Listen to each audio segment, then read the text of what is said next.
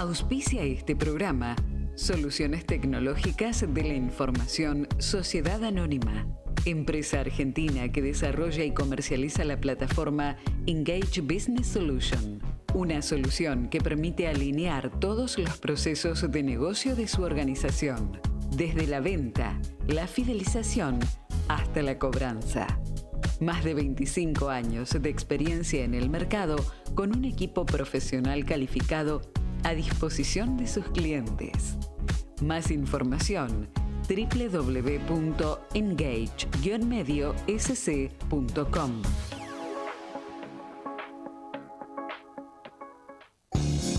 Los negocios de hoy exigen innovación y tecnología para crecer y competir. Procesos, clientes y mercado.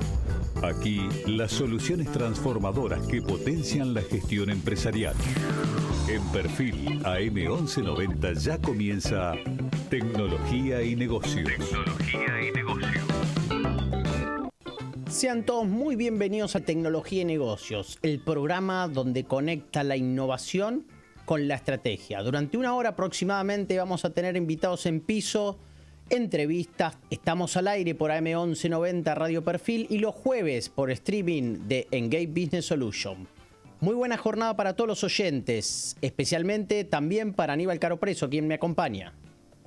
Hola, ¿cómo están? Hola Ariel, un placer como siempre y agradecer una vez más los saludos y comentarios siempre muy alentadores que nos hacen llegar por los distintos medios. Para comunicarse con Engage Business Solution, el número de WhatsApp es 155 335 36 37. 155 335 36 37. Por correo electrónico marketing@engage-mediosc.com. Tecnología y negocios, donde la estrategia se conecta con la innovación. Por Radio Perfil, AM 1190.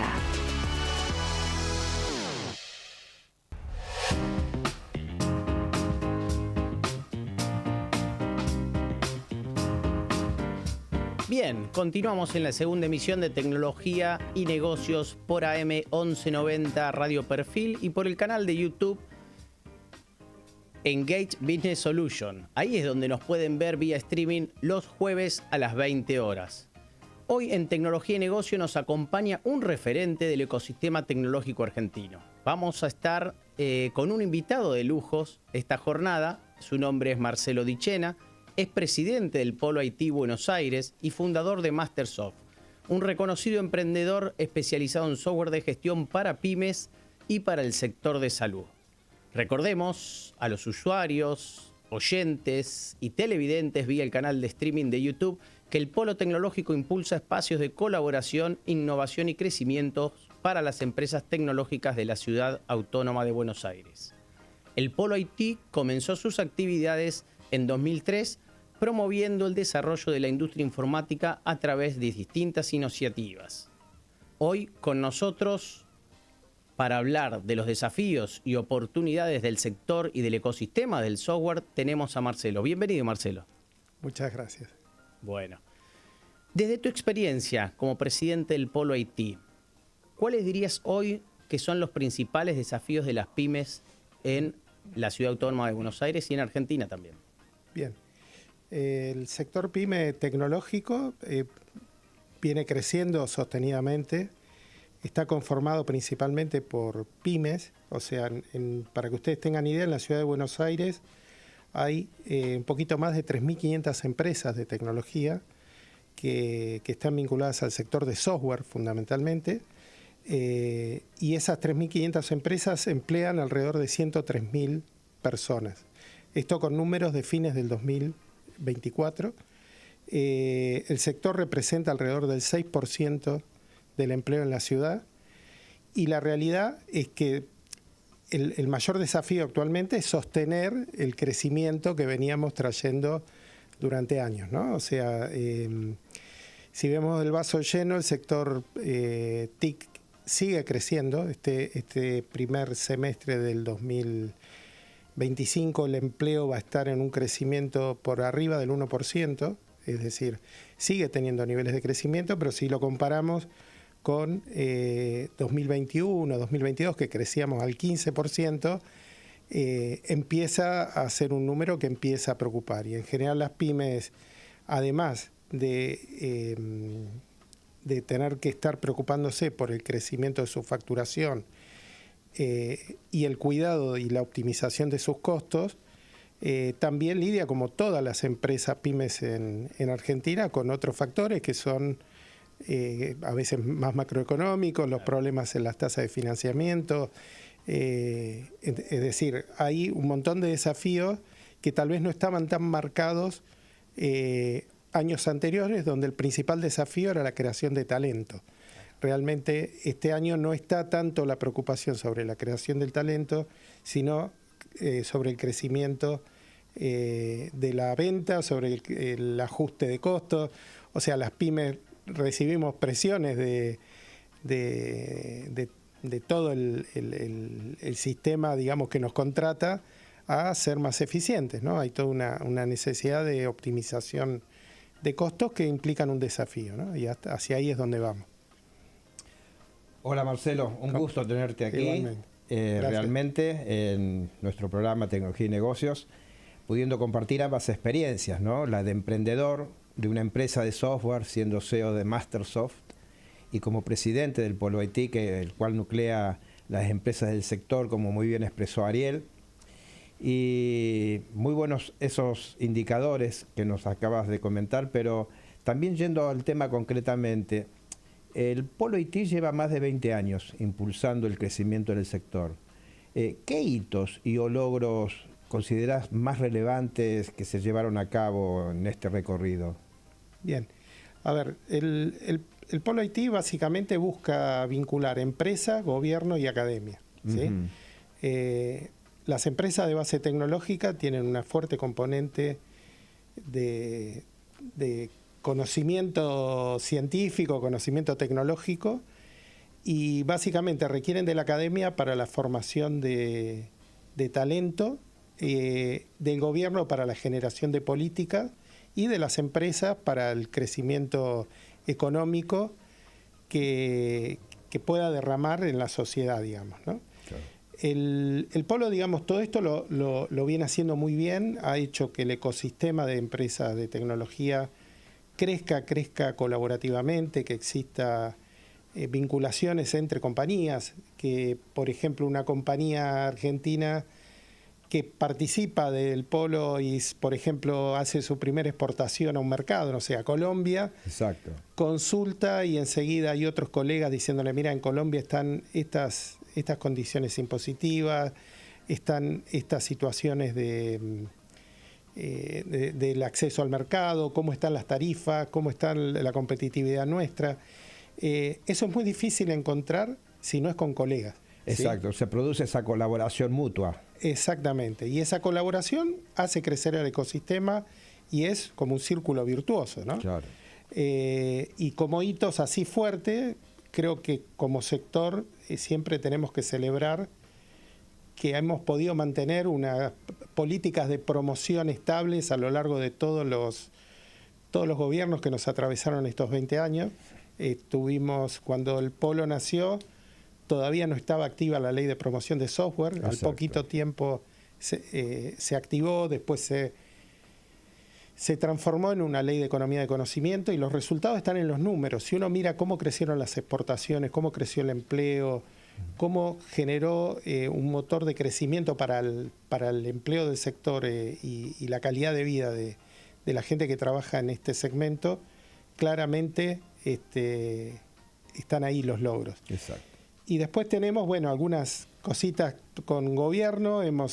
Hace más de casi 5 años que estamos publicando un monitor TIC de la industria del software en la ciudad, que, como nos gusta decir, lo que no se mide no se puede mejorar. Uh-huh. Y esto, además de tener información de estos 4 años, llega hasta el 2014 con datos duros y comprobables de empleo, de exportaciones, crecimiento de cantidad de empresas, y es clave como para poder ir haciendo actividades que mejoren toda esta situación en la ciudad, ¿no?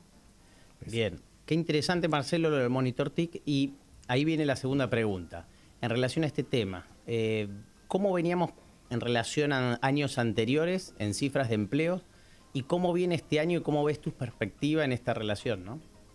Bueno, a nivel internacional, digamos, este año tenemos como una tormenta perfecta, ¿no? Para el empleo, porque se suma. Internacionalmente ha caído mucho la demanda de empleo. Las grandes tecnológicas han estado reduciendo sus plantas, o sea, por cuestiones a veces más vinculadas al mercado, a las necesidades de Wall Street de mostrar resultados. Un poco el mensaje es, bueno, si la IA genera, que me vas a vender, genera competitividad, mostrame la competitividad aplicada en tu propia compañía. Entonces, internacionalmente cayó la demanda. Los que exportan se vieron afectados por esa caída de la demanda, más una caída de la competitividad nuestra en precios, o sea, pasamos de ser casi los más baratos de la TAM a ser casi los más caros de la TAM, y esto en un año, digamos, o un año y medio, eso complica las exportaciones en muchas compañías. Y después el mercado local también está un poco más complicado, ¿no? Ha caído un poco la demanda. Pero se sigue creciendo. Se sigue creciendo, exactamente, se sigue creciendo. Qué bueno. Esa es la mirada de vaso lleno, ¿no? Claro, claro. Y sobre todo se sigue creciendo y siempre seguimos teniendo números de crecimiento de empleo en el sector TIC que superan todos los años al del resto de la economía en promedio. Con lo cual, esto sigue siendo un motor. En un plazo de alrededor de 10 años casi se duplicó el empleo en la ciudad, en el sector, cuando otros sectores quizás casi no lo movieron, el empleo formal registrado. Con lo cual, bueno, otro dato a nivel nacional, según entiendo, salvo el agro, el sector de software es el que más empleo genera, ¿sí? Entonces, bueno, son todas buenas noticias y además son empleos de calidad, con sueldos promedios por encima del resto de la economía. Correcto. Y que generan un poco una posibilidad de ascenso social hacia la gente que se involucra y se puede insertar en el mundo de la tecnología, ¿no? Totalmente, totalmente. Marcelo, la siguiente pregunta nos lleva a una gran expectativa que siempre todo el sector tecnológico viene teniendo y ha tenido, por supuesto, ¿no? Y es la articulación con la universidad y los centros de investigación, el cual ha sido un objetivo central del Polo IT. Y acá queríamos, si nos podrías comentar un poco qué avances se han podido dar en esa relación academia-empresa, relación académica-empresa, y cómo impactan hoy en la innovación. Bien, a ver, esta es quizás un poco la asignatura más pendiente que tenemos, ¿no? O sea, nosotros creo que lo que ha logrado el ecosistema tecnológico es generar la conciencia de la necesidad de generación de talento. Nosotros, y vos que estás en el sector lo conocés, hace 10 años era muy difícil encontrar incluso perfiles junior. Exacto. Y esto ha ido cambiando, ¿sí? O sea, creció la demanda por estudiar carreras de tecnología. La oferta universitaria sigue siendo muy buena. Hay un montón de programas que generan en chicos que por ahí tienen un estudio secundario una primera formación en tecnología, pero sigue siendo a veces insuficiente para lo que demanda el sector. Donde quizás es más difícil es en la interacción de las compañías con el sector del sistema científico y tecnológico para la generación de valor de base, digamos, ¿no? O sea, para lo que es investigación más de base, o sea, nosotros siempre buscamos desde el sector poder generar un vínculo entre academia y empresa para lo que es inversiones en investigación y desarrollo, investigación básica. La realidad es que en todo lo que es tecnología, nuestro sistema universitario no tiene mucho músculo en lo que es investigación básica. Lo tiene, pero no tiene tanto músculo como nos gustaría y a veces cuesta el vínculo con las compañías, sobre todo por esto que veíamos, que las empresas son fundamentalmente pymes pequeñas. Entonces a la pyme pequeña le cuesta vincularse con la universidad porque es como que se vincula una microempresa con una gran institución muy grande que tiene mucha, a veces, burocracia. No es fácil ese proceso. Correcto. Bien, interesante. ¿Qué tecnologías ves como experto en el sector salud apuntando a pymes según tu fuerte experiencia en ese nicho, en ese vertical? A ver, hay todo lo que es inteligencia artificial y los modelos LLM, los modelos de inteligencia artificial generativa, van a cambiar la forma en que interactuamos todos con la tecnología, ¿sí? O sea, vamos a pasar quizás de tener que aprender el uso de una herramienta a preguntarle a una herramienta y que nos cuente lo que queremos saber, ¿sí? Por decirlo de alguna manera. Esto empieza a pasar, empezamos a ver herramientas de ese estilo, tanto en los sistemas de gestión de salud como en todo lo que es la atención a usuarios de los sistemas de salud. Por otro lado, hay un vertical específico para todo lo que es sistemas de diagnóstico médico, sistemas de diagnóstico por imágenes. Hay soluciones que, por ejemplo, detectan tumores o detectan patologías en base a imágenes con una precisión que quizás el ojo humano no puede, porque pueden detectar pequeñas manifestaciones en una imagen que quizás se pasa al ojo del especialista. Claro. Entonces, esto realmente va a ser muy fuerte, digamos, ¿no? Todo el impacto que va a generar en el sector de salud en ambos sentidos. Claro, muy colaborativo, exactamente. Marcelo, nos gustaría hacerte una última pregunta, que tiene una trampita luego, para que nos pudieras comentar. ¿Cómo imaginás el ecosistema tecnológico de la ciudad de Buenos Aires y de Latinoamérica en los próximos 5 años? Y la doble pregunta del millón sería, ¿qué rol puede jugar el Polo IT en ese futuro? Bien, a ver,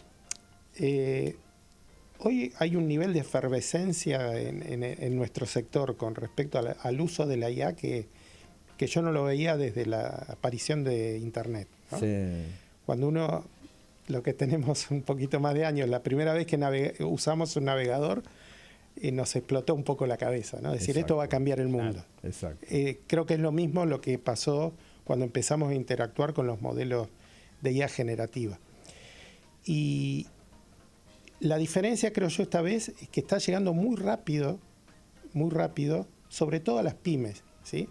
O sea, pasa algo, creo que llamativo, ¿no? En este sentido, que como todavía hay cuestiones de seguridad, de confiabilidad y demás en los modelos de IA, muchas veces a nivel corporativo se va más despacio, con más cuidado, tratando de utilizar herramientas, pero siendo más cuidadoso. Y las pymes están pidiendo continuamente cómo optimizar sus procesos utilizando IA, cómo evitar una carga manual de una factura, cómo hacer automatización de todos los procesos que tiene. Y hay una efervescencia muy fuerte y los que creo que van a atacar toda esa capa van a ser las pymes de tecnología. Claro. Con lo cual hay un espacio muy grande para el crecimiento de pymes de tecnología y si me permiten decirlo, Claro. ¿cuál es la diferencia que tenemos nosotros que estamos muy acostumbrados, más que nadie, al cambio y a la velocidad del cambio? Exacto. Yo alguna vez hablaba con uno de los socios de una empresa uruguaya, que es muy exitosa de software, que me decía, ustedes, cuando fue Corralito, en 3 días tenían todos los cajeros automáticos funcionando. Eso pasa en Argentina nada más, ¿no? O sea, tenemos un acostumbramiento a la velocidad del cambio que a nosotros no nos asusta el cambio. Y cuando producimos tecnología, nos adaptamos precisamente a lo que puede llegar a pasar, ¿no? Siempre estamos pensando en lo que va a cambiar, Exacto, si le van a sacar 3 ceros a la moneda, o sea, cosa que en otros países no se ocurriría.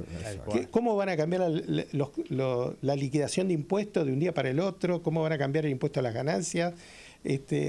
O sea, una velocidad de cambio que claramente nos da un diferencial y nos puede hacer crecer muchísimo. Ahí es donde las empresas argentinas, por sobre todo, tienen una gran ventaja y cuando salen al mundo, porque nos sabemos adaptar rápidamente a cualquier tipo de cambio.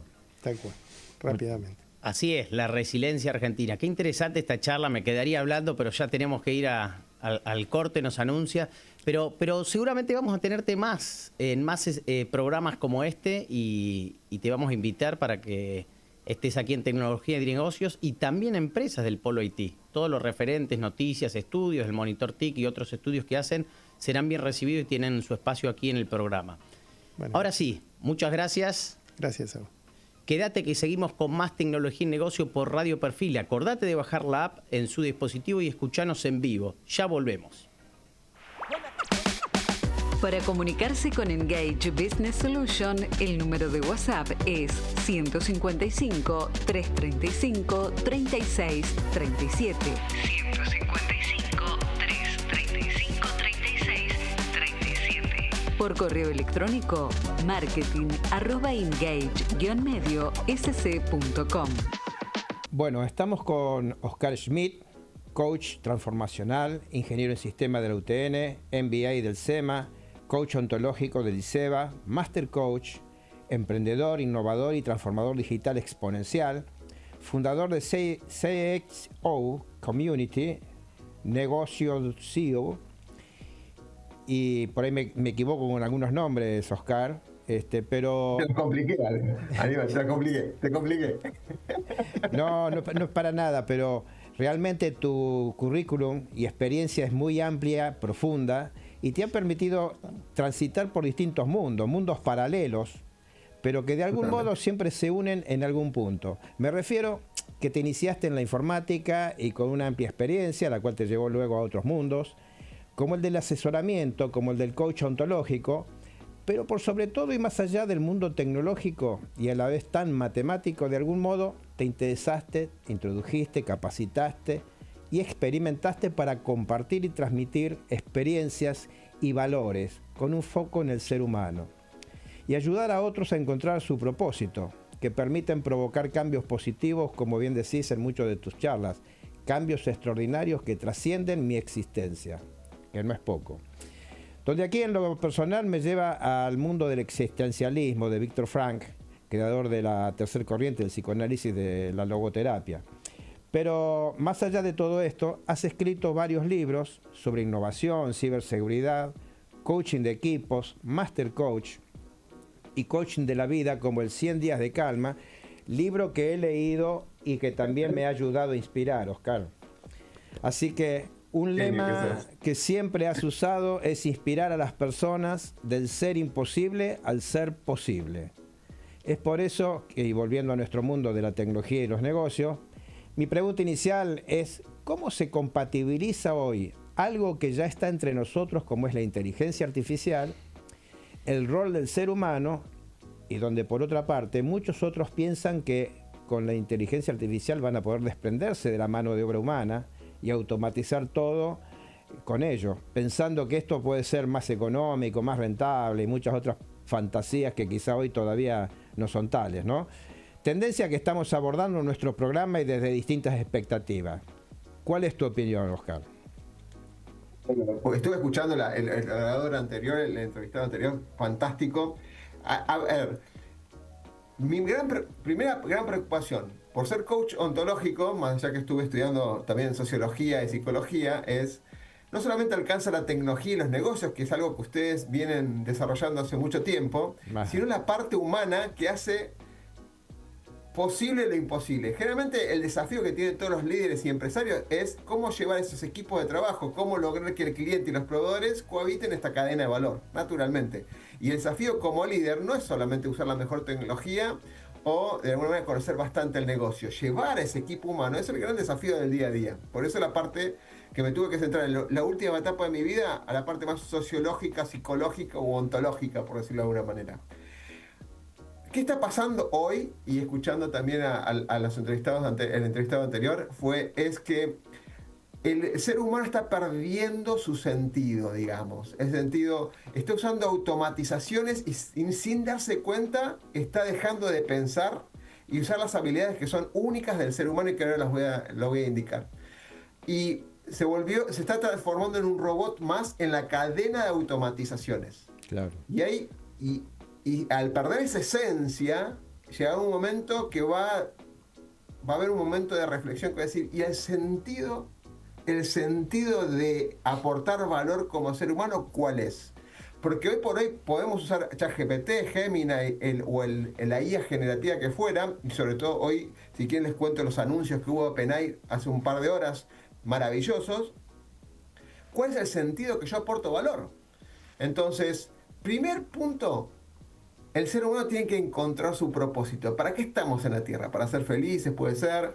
¿Cuál es mi aporte de valor en la cadena de una empresa? Las empresas tienen sus OKR, sus objetivos, su propósito, su visión, donde yo aporto en mis procesos y mis actividades algo de valor.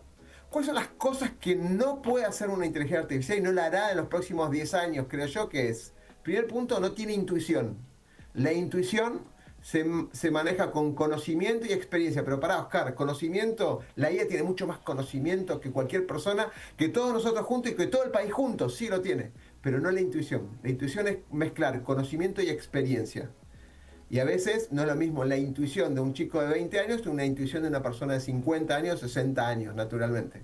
Segundo, no tiene emociones. Y si se acuerdan de la película Yo Robot, en el momento de tomar una decisión, si salvar a un chico, salvar a una persona más grande, estadísticamente le daba que la persona era salvada, la persona más grande. Se acuerdan la película, ¿no? De Will Smith, donde no salvaría al chico, pero todos humanamente salvaríamos al chico porque tiene más proyección de vida y podría contribuir más a la humanidad, por ejemplo. Sí, exacto. Pero aparte, la IA es una psicópata, perdón que lo diga así, no tiene emociones. A ver. Nos trata como, uy, qué bueno, Aníbal, hola, Oscar, ¿cómo estás? ¿Todo bien? Pero nos trata, ¿cómo la pasaste hoy? Qué buena pregunta que hiciste, para como engancharnos, ¿no? Vieron como las historias de Instagram, ¿no? Nos traen más cosas de lo que estamos buscando para engancharnos y tenernos apoderados ahí. No, la IA no tiene emociones. Hace que tiene emociones, se parece, algo parecido, pero no es emociones. Lo que leemos es con nuestras emociones, con lo cual el ser humano le aporta emoción a todo eso. No tiene valores. O sea, los valores éticos que determinan lo que está bien y está mal, lo tenemos nosotros. Los valores morales que determinan lo que es correcto e incorrecto en el círculo social donde decidimos estar, lo ponemos el ser humano. Y todo lo hacemos en función de eso. Ahí viene la base de todos los valores, constituye el propósito, ¿sí? De vida, el propósito de por qué crearon este programa, el propósito de por qué crearon la empresa, el propósito de por qué están en una familia y constituyeron una familia. Eso no lo puede dar una IA. La IA puede ayudar, sí, puede ayudar, naturalmente. Pero de todas estas cosas que mencioné, en muy pocas empresas y en muy pocas universidades enseñan a ser intuitivo, a ser creativo, a usar las emociones para empoderar e inspirar, emocionar, basarse en valores. Ahora tenemos en la sociedad argentina un gran tema de valores, sí, de un lado o del otro, sin marcar temas ni religiones ni temas políticos, pero es un tema de ¿cuál es el ser humano que queremos como argentino de acá para adelante? Algo que dejamos de lado porque requiere una reflexión muy profunda. Eso en cuanto al ser humano y la IA. Ahora, Aníbal plantea un montón de CEOs de pymes y medianas y corporaciones. Tienen que ser competitivos y tenemos que, si estamos haciendo una empresa, queremos ganar plata y demás, sí, pero para. Cualquier empresario y cualquier accionista de cualquier empresa, hay 6 elementos que quiere hacer. Siempre, lo voy a resumir, lo voy a decir rápido y si quieren lo repetimos. 1, reducir los costos, ¿sí? Para aumentar obviamente el beneficio. Reducir los tiempos, de alguna manera, por lo que fuera. Tercero, quiere aumentar los ingresos. Quiere aumentar el market share, tanto de clientes o la cantidad de productos, lo que fuera. Mejorar la calidad de productos y servicios. Y el sexto es mitigar los riesgos. Para eso para eso y para lograrlo mejor, la tecnología, sea la IA o cualquier otra, como Big Data, Cloud Computing, IoT o el que fuera, en su momento, requiere usar las herramientas de tecnología para ser más competitivo. Siempre, siempre en estos 6 elementos dando vuelta. Ahora, ¿la IA vuelve más competitivo? Sí, ni lo duden, vuelve más competitivo porque conlleva un gran conocimiento bien utilizado. La gran pregunta que queda picando en lo que dijo Aníbal es, ¿las empresas están usando bien esta IA? Yo creo que no. El 90 y pico % de las empresas donde yo estoy lo usan como si estén googleando o están utilizando un sistema más dentro de la empresa como un ERP, un CRM o lo que fuera. Interesante la reflexión, Oscar. Muy bueno, Oscar, muy bueno, porque es algo que es una gran preocupación realmente y compartimos ese pensamiento y experiencia, por supuesto. Tenemos más de 50 porque tenemos experiencia, o sea, la intuición no viene sola, Aníbal. Exactamente, exactamente. Recién mencionaste intuición, creatividad y valores humanos como un diferencial humano, ¿no, Oscar? Con tu formación, que también es técnica y humana, digamos, recientemente OpenAI contrató una agencia creativa de publicidad para hacer su primera publicidad de su inteligencia artificial. Es como en casa de herrero, cuchillo de palo, ¿no? No dejaron la creatividad humana a favor de justamente ChatGPT o de un modelo de inteligencia artificial. Fueron a contratar una de las mejores agencias creativas de publicidad en el mundo. Con lo cual, ahí quisiera ver cuál es tu reflexión en relación a esto, ¿no? Las herramientas, hoy por ejemplo Sora, que es Sora o VO3, que es la de Gemini, para crear imágenes y crear videos, digo las más conocidas, pues hay un montón de plataformas, hay más de 30.000 aplicaciones en el mundo de IA, pero las más conocidas por ahí es o Sora por la parte de imagen y video, DALL-E, ¿sí? Cualquiera de estas que generan, requieren siempre, el disparador es un prompt, ¿sí? Si hablamos de prompt engineering, es la instrucción básica para comunicarse con la IA generativa. Esa IA generativa me puede dar una imagen creativa, ¿sí? Me puede dar una imagen creativa, pero el disparador y lo que quiero comunicar y lo que quiero transmitir viene de un ser humano, porque es mucho más amplio lo que puede un ser humano entrenado, no cualquiera, entrenado, con lo cual no es desacertado que OpenAI haya ido a una agencia experimentada que seguramente utiliza herramientas. Ahora, eso es por un lado, para posicionar, porque ahora se volvió más competitivo. Al comienzo del 2023, en realidad fines del 2022, cuando empieza a nacer la IA, ChatGPT en particular, que fue el primero que se disparó del tema, la inteligencia artificial ya viene, saben ustedes, hace muchos años, eso no lo tengo que contar. Gemini, o sea, Google en particular, con DeepMind, ya lo tenía esta IA aplicada internamente. Lo que pasa es que fue el que dio el puntapié inicial, fue OpenAI con ChatGPT. Claro. Pero ellos lograron un crecimiento exponencial que muy pocas empresas, por eso la parte de transformación exponencial, muy pocas empresas están preparadas de tener 1 millón de usuarios en menos de 5 días. La gran pregunta también ahí es, antes del posicionamiento que ahora, porque hay mucha competencia entre Google, DeepSeek, Grok y un montón de otras muy conocidas que hay en el mercado, ¿cómo me diferencio y me posiciono? Porque antes era el pionero, el único. ¿Cómo hacen las empresas de ustedes, si están preparadas, ¿sí?, de punta a punta, para tener 1 millón de usuarios, 1 millón de clientes en 5 días? OpenAI lo logró. Y así tuvo un montón de temas de adecuar la infraestructura. ¿Por qué no sale rápidamente con todas las nuevas innovaciones como es Sora 2, que es la versión que está ahora de video? Porque no tiene una infraestructura preparada todavía que se acomode a todos los requerimientos que tiene. ¿Sí? Hay 1.000 millones de usuarios dando vuelta. O sea, ahora, en cuanto a cómo salir, ¿por qué necesita la parte humana? Porque la parte creativa y la parte de imaginación, la parte de imaginar, no lo hace una IA, no la hace una IA. La pregunta es, ¿todos los seres humanos deberíamos estar entrenados en esa imaginación, en esa intuición, esa ver más allá? Sí. ¿Dónde nos entrenan? En pocos lados. Estamos muy escasos de esa creatividad, esa imaginación. hoy por hoy. Por eso supongo que OpenAI salió a buscar una agencia obviamente súper entrenada, ¿no? Oscar, es una gran preocupación, ¿eh? Pero sabemos también que trabajás transformando y asesorando a muchas empresas más allá de nuestras fronteras y de países muy desarrollados. La pregunta es, aquellas empresas que están adoptando inteligencia artificial realmente, ¿pensás que están ganando productividad y eficiencia sabiendo utilizar el conocimiento y experiencia del experto humano? Bien, voy a citar así, por ahí se me mezclan, pero hay varios informes, no lo voy a decir yo, Oscar Schmidt, y no me gusta nunca dar una opinión sin fundamentarlo. Hay estudios de Harvard y estudios de Stanford muy, muy desarrollados, recientes, donde habla de varios temas de tendencias, ¿no? Donde el ahorro real que hoy están teniendo, ¿sí?, en costos y en tiempos es del 30%. Si tomamos el grupo humano total, están ahorrando un 30% del costo del ser humano o en tiempo un 30%. Hay gente que le da Copilot o le da una cuenta de ChatGPT a todos los empleados, como diciendo, así como te doy el curso de inglés, te doy el curso de Excel, te doy ChatGPT. Puede pasar, pero así hecho, como lo estoy contando, puede haber una relación de 3-1, un costo de gastar $30.000 por mes por un grupo de empleados de 1.000 empleados, o gastar $10.000, $9.000 por mes.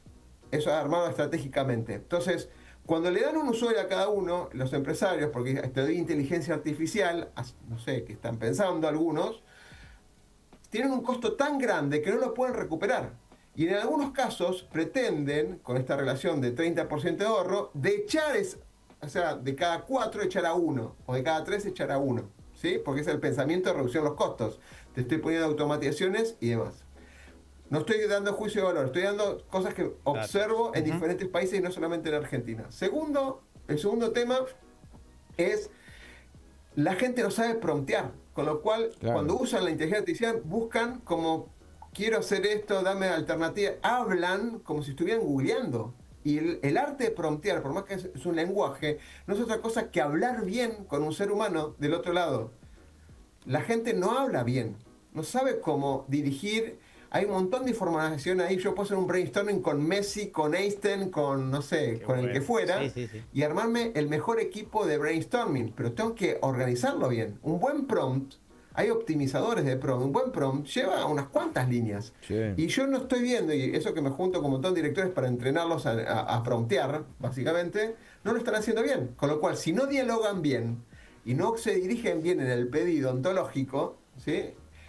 La ontología es el ser en el lenguaje, ¿no? Para resumirlo en la definición, tampoco van a tener resultados diferentes. Perdón, la expresión es, usted lo conoce, si mierda entra, mierda sale. Con lo cual, si yo hago un prompt malo, la respuesta va a ser genérica. Me ha pasado donde te dicen cuáles son las problemáticas del mundo, todos los grupos de directores buscan cuál es la problemática del mercado y todos obtienen lo mismo, porque todos hacen un prompt muy sencillo, muy básico. En vez de ir puntualmente con el sector, con mis productos, con mi competencia, con lo que estoy esperando, con el propósito de mi empresa, y ahí se arma un prompt interesante, como para empezar a dialogar, ¿sí? Por eso que pienso que más allá del entrenamiento que hacemos a la inteligencia artificial, el próximo paso y la profesionalización va a ser entrenar al humano para saber manejar las herramientas. Ariel. Es que, bueno, hay un estudio de Stanford, no me acuerdo si es de Stanford o de Harvard, después si quieren se los paso, que habla que después del 2020 y a raíz del 2022 y 2023, al aparecer la IA generativa, la entrada de juniors a las empresas cayó, o se apalancó y está cayendo. Y el grupo de los semi-seniors y seniors existentes se potenció, es decir, mantiene el ritmo de ingresos. ¿Por qué? Porque un senior, usando la inteligencia artificial, le genera superpoderes. Uno, armando con la inteligencia artificial, puede generar un montón de trabajo que esos juniors cuesta al principio. Pero la gran paradoja es que los seniors que en un momento se van a ir. Entonces, si no entran juniors que tengan que ser entrenados para pasar por todos los caminitos de onboarding y transformación, ¿qué va a ser del futuro de la empresa? ¿Me explico? Exacto. Entonces, hay un paradigma que está pasando, que el senior, con superpoderes de IA, está reemplazando la entrada de nuevos juniors. Correcto. Y los juniors no están entrando, ¿sí? En términos generales. Esto se analizó en millones de puestos y de oferta de trabajo, ¿sí? Es un estudio muy importante, no es un estudio a 500 personas solamente. Oscar, Con lo cual, es otro paradigma. un muchas placer tenerte en el programa. La verdad que sos para seguir, hacer un segundo programa, así que te vamos a invitar próximamente a otro programa para seguir cortando tela en relación a este tema. Así que te agradecemos mucho. Estuvimos hablando con Oscar Smith, profesor universitario, mentor transformacional y nómade, ¿no? Nómade, trabajador nómade. Así que un gusto. Nómada. Exactamente. Investigar sobre el futuro. Bueno, Muchas gracias, Oscar. Muchas gracias. Gracias, un abrazo grande. Un nos abrazo muy vemos fuerte. pronto. Vamos al corte y seguimos con más tecnología y negocios. Para comunicarse con Engage Business Solution, el número de WhatsApp es 155 335 36 37. 155 335 36 37. Por correo electrónico, marketing@engage-medio-sc.com.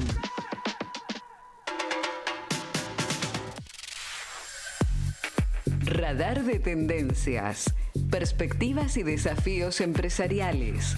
En tecnología y negocios por Radio Perfil, AM 1190. Es el turno, en este caso, Daniel Misser. Cuenta con más de 10 años en la industria del mercado de salud y seguros. Trabajó en los principales brokers de Argentina y actualmente es líder de la tribu Productores en Galicia Seguros, que nos va a contar cómo implementaron los portales de siniestros que están transformando la autogestión digital. Bienvenido, Daniel, a Tecnología y Negocios. Hola Ariel, ¿cómo estás? Muchas gracias. No, gracias a vos por estar con nosotros. La semana pasada te vimos tu charla en un congreso muy importante, interesante la estrategia que llevaron a cabo de autogestión de clientes y queremos saber cómo fue la adopción de esta solución tecnológica para los tramitadores de siniestro. Bueno, sí, un poco el otro día contamos cómo fue la experiencia de utilizar los workflows y los portales que pudimos generar desde Engage para poder automatizar y sumar mucha autogestión en todo lo que tiene que ver con la denuncia de siniestros en nuestro negocio de banca seguros. Y fue una experiencia muy importante porque eso nos permitió que hoy el 60% de las denuncias de esa vertical de negocio, de las denuncias de siniestros, el 60% se cargan y se autogestionan a través de esos portales. Y a la vez fue fundamental para mejorar la experiencia de nuestros clientes cada vez que denuncian nuestros siniestros. Con respecto a los tramitadores, bueno, fue un trabajo muy en conjunto con ellos porque los portales de siniestro no solo mejoran la experiencia de nuestros clientes, sino que también generan una profunda eficiencia puertas adentro de la compañía, porque lo que antes tenía que hacer un tramitador, que era justamente cargar la denuncia y aperturar un siniestro, que no le demoraba menos de 10 minutos, todo eso pasó a la autogestión. Entonces toda esa eficiencia operativa que se pudo capturar se puso al servicio de que los tramitadores ya no estén haciendo tareas repetitivas y poco valoradas, sino que efectivamente estén donde un tramitador hace la diferencia que esté, donde una persona efectivamente pueda estar acompañando al cliente en una situación de un siniestro donde efectivamente se necesite ese acompañamiento.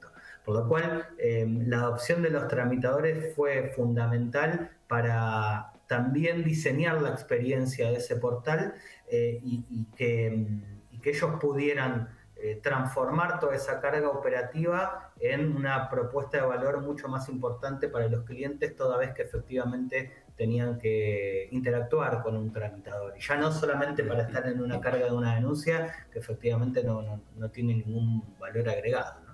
Desde ya, muy claro, Daniel, y un placer que estés con nosotros. Y continuando con nuestra inquietud, ¿nos podrías contar cómo pudieron reutilizar esta experiencia en algún otro tipo de procesos cuáles o qué tipos de procesos? Sí, claro. Bueno, los portales de siniestro fueron el puntapié inicial para poder ampliar el alcance de estos portales a otro tipo de experiencias y de procesos dentro de la compañía. Como por ejemplo, la declaración de beneficiarios de los productos de vida, ¿no? Otro de los procesos importantes que la compañía tenía que eficientizar y automatizar era justamente la declaración de los beneficiarios de los productos de vida. Saben que toda vez que existe una póliza de seguro de vida, ese asegurado debe informar cuáles van a ser los beneficiarios en caso de un siniestro, y esos beneficiarios pueden sufrir actualizaciones, ¿no? Digamos, una persona puede querer cambiar a sus beneficiarios a lo largo de la vida de la póliza. Y nuevamente, ¿no? Un proceso súper manual, casi de data entry, que estaba hasta ese momento siendo realizado por analistas de postventa, analistas de emisión que estaban justamente cargando beneficiarios. Obviamente algo que era poco eficiente, y a la vez, digamos, implicaba que hasta ese momento el cliente tenía que llamar por teléfono, lo tenía un asesor, tomaba esa actualización y la pasaba a un área de operaciones que actualizaba eso en la póliza. Bueno, vimos una oportunidad de reutilizar también los workflows y los portales que habíamos utilizado para la anuncia de siniestro en todo lo que tenía que ver con la actualización de beneficiarios. De tal manera que hoy en día un cliente nuestro, si quiere actualizar un beneficiario, recibe también un link con un portal en donde efectivamente actualiza los beneficiarios y eso impacta directamente en nuestro core actualizando esos beneficiarios. Nuevamente generando una eficiencia muy importante, dejando de haber llamados en el medio, asesores telefónicos y analistas de operaciones para automatizar al 100% el proceso y que de vuelta todas esas manos, esa manualidad que estaba en el proceso se pueda poner a disposición de otros procesos en donde efectivamente es importante que una persona esté acompañando al cliente y no en una mera declaración de beneficiarios que no es más que un dato que se actualiza. Muy interesante, Daniel. Qué bueno, qué bueno. Así es. Y como todo proyecto, Daniel, tiene sus momentos buenos y malos, ¿no? Por eso te consultamos, ¿qué problemas encontraron en el camino justamente de este proyecto tan interesante? Bueno, cientos, ¿no? Pero uno que obviamente era un gran desafío era poder interfacear, poder hacer la integración de estos portales con nuestro core. Los cores de seguros a veces, bueno, tienen ciertas dificultades, ¿no? Para generar interfaces que propicien automatización y autogestiones.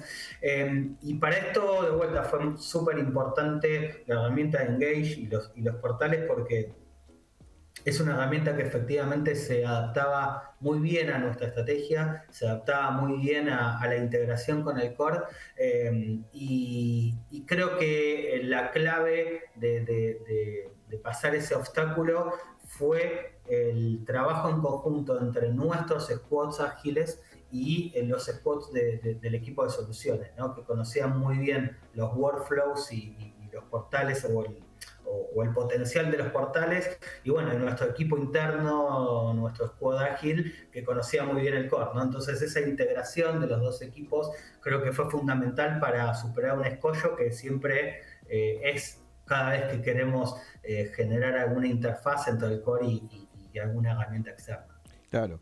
Y muy brevemente, una pregunta que nuestra audiencia quiere conocer es saber en este tipo de proyecto qué retorno de inversión pudieron obtener, indicadores me refiero, ¿no? Claro. El medir el antes y el después, Daniel. Bueno, uno y fundamental, digo, el proyecto tenía dos grandes objetivos, ¿no? Dos grandes metas. Una tenía que ver con sacar manualidad y eficientizar justamente el proceso de denuncia de siniestro y de seguimiento del siniestro, y por el otro lado esto hacerlo manteniendo la experiencia que habíamos conseguido de nuestros clientes y mejorarla incluso. Bueno, como dos grandes indicadores, un poco el que adelantaba al principio, Hoy el 60% de las denuncias de siniestros se autogestionan a través de los portales, ¿sí? Y eso es algo que antes de los portales no existía, no teníamos ningún tipo de grado de automatización y de autogestión sobre estos siniestros. Y por el otro lado, en términos de la experiencia de los clientes y el NPS, nosotros teníamos hasta ese momento un NPS de 50 puntos en lo que respecta a los siniestros, a la tramitación de los siniestros, y después de la implementación de los portales, ese NPS subió a 70 puntos, y en el caso de los siniestros que son totalmente express, que son punta a punta express, es decir, que no pasan por ninguna manualidad, sino que se cargan en el portal y en el momento el cliente recibe la confirmación de que se le va a pagar en las próximas 24 horas. Correcto. Esa experiencia tiene un NPS de 80 puntos porcentuales. Qué interesante. Daniel, una consulta, porque hay en relación a eso y los puntos, hay una diferencia de 20 puntos, y esto me parece que es clave para entender cuál fue lo principal en este aumento exponencial de este resultado. Brevemente, que ya estamos por irnos. Sí, a ver, en principio la confirmación de que los clientes eligen la autogestión cuando esa autogestión tiene una experiencia adaptada a sus necesidades, ¿no? Muchas veces las compañías tenemos algunos miedos, ¿no? de sumar autogestiones y de invitar al cliente a la autogestión, porque bueno, efectivamente el cliente sigue eligiendo muchas veces hablar con una persona. Bueno, esto nos permite dar cuenta que cuando la experiencia está diseñada a partir de lo que el propio cliente nos dice cada vez que le hacemos una encuesta de satisfacción, cada vez que lo llamamos para consultarle cómo fue su experiencia, toda vez que diseñamos a partir de eso, los clientes adoptan la autogestión y la valoran profundamente. Por lo cual, creo que la clave estuvo en eso, en poder diseñar la experiencia a partir de lo que los propios clientes nos traían como necesidades y deseos. Daniel, con todo esto muy interesante que nos estás comentando, ¿quisieras agregar algo más para redondear, para irnos ya al final y no estar extrayéndote demasiada información y experiencia muy clara que nos has comentado? Por favor, ante todo, gracias por la invitación, ha sido un placer para mí conversar con ustedes. Y sí, digo, me quedo con esto último, ¿no? La importancia de, muchas veces tenemos reveses cuando sumamos autogestión, porque obviamente el cliente cuando no hacemos lo que está necesitando nos valora muy negativamente. Claro. Entonces un poco el mensaje y el aprendizaje que tuvimos es la importancia de invertir en el discovery, ¿no? En la instancia de discovery, en la instancia de research con los clientes para que efectivamente podamos captar de primera mano qué es lo que los clientes están necesitando y a partir de ahí diseñar la experiencia. Dejar de tomar decisiones de escritorio, que muchas veces lo hacemos, para escuchar al cliente, para poner al cliente en el centro de todos los procesos que diseñamos y a partir de ahí, recibir su feedback y gestionar las mejoras de los procesos que vamos poniendo en producción a partir de lo que el cliente nos devuelve, ¿no? No poner experiencias punta a punta, cerradas y pasar a la siguiente, sino iterar cada una de las experiencias a partir de lo que el propio cliente nos devuelve cada vez que lo utiliza. Muy bueno, muy bueno. Muchas interesantísimo. Gracias, Daniel, lo que dijiste de poner al cliente en el centro, ir iterando justamente para brindarle una mejor experiencia. La verdad que felicitaciones a vos, a todo el equipo, a Nicolás, a Emiliano Rosales, por supuesto. Y bueno, en otra oportunidad te vamos a invitar también a que participes de otro ciclo de tecnología y negocios. Muchas gracias y buen viaje. Muy amable. Muchas gracias. Muchas gracias. Que estén muy bien. Que estén muy bien. Muy amable, gracias. Bueno, muchas gracias, Daniel, y felicitaciones a vos y a todo el equipo, especialmente a Emiliano Rosales y Nicolás Miranda, por la implementación tan buena que hicieron de esta solución tecnológica en Galicia Seguros. Para comunicarse con Engage Business Solution, el número de WhatsApp es 155 335 36 37. 155 335 36 37. Por correo electrónico, marketing@engage-medio-sc.com. Y nos encontramos el próximo miércoles a las 19 horas por el dial AM 1190 en Radio Perfil. Y también todos los jueves a partir de las 20 horas con nuestra emisión vía streaming por el canal de YouTube Engage Business Solution. Que tengan muy buena semana. Muchas gracias. Tecnología y negocios, donde la estrategia se conecta con la innovación. Por Radio Perfil, AM 1190.